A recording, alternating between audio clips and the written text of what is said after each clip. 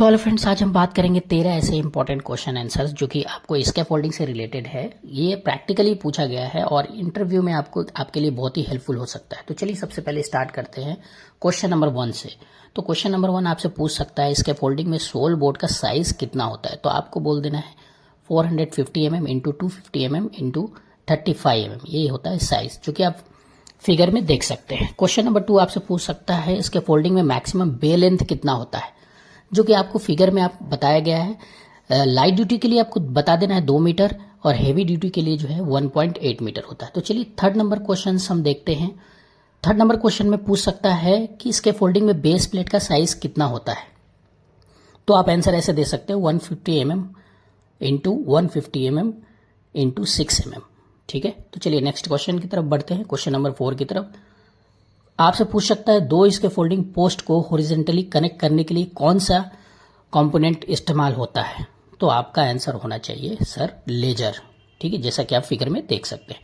तो चलिए question number 5 की बात करते हैं। तो क्वेश्चन नंबर 5 में आपसे पूछ सकता है स्कैफोल्डिंग के ट्यूब का आउटर डायमीटर कितना होता है। तो प्रैक्टिकली ये सब क्वेश्चन आंसर है, तो आपका आंसर होना चाहिए 48.3 mm, जैसा कि आप इमेज में देख सकते हैं। चलिए 6 नंबर की बात करते हैं। आपसे पूछ सकता है स्कैफोल्डिंग पोस्ट या स्टैंडर्ड की जो स्टैंडर्ड लेंथ होती है वो कितनी होती है। तो आपका सिंपल आंसर देना है सर 6.3 मीटर, जो कि आप फिगर में दे सकते हैं। तो चलिए नेक्स्ट बढ़ते हैं 7 नंबर में। स्कैफोल्डिंग ट्यूब की थिकनेस कितनी होती है, यानी कि होनी चाहिए। तो आपका आंसर होगा 4 mm, जो कि आप फिगर में देख सकते हैं। तो चलिए 8 नंबर की तरफ बढ़ते हैं। स्कैफोल्डिंग ट्यूब की मटेरियल से बने किस चीज़ के बने होते हैं। स्कैफोल्डिंग की ट्यूब के जो मटेरियल होते हैं वो किस चीज़ के बने होते हैं।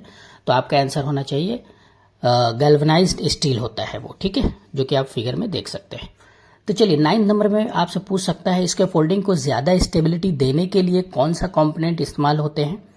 तो आपका आंसर होना चाहिए ब्रेसिंग, जैसे कि आप फिगर में देख सकते हैं। तो चलिए 10th नंबर में आपसे क्वेश्चन पूछ सकता है फेस ब्रेसिंग को कितने एंगल पर फिक्स करना चाहिए। ठीक है, आप अगर जो भी हो, सेफ्टी ऑफिसर हो या सुपरवाइजर हो या सेफ्टी फील्ड में हो, तो आपका आंसर होना चाहिए 45 डिग्री होना चाहिए। ठीक है, तो चलिए 11th नंबर में जो है आपका जो पूछ सकता है दो प्लैंक के बीच मैक्सिमम अलाउड गैप कितना होना चाहिए। तो आपका आंसर होगा मैक्सिमम 1 इंच, जैसा कि आप फिगर में देख सकते हैं। तो चलिए क्वेश्चन नंबर 12 आपसे पूछ सकता है स्कैफोल्डिंग प्लैंक को सपोर्ट करने के लिए कौन सा कंपोनेंट इस्तेमाल होता है।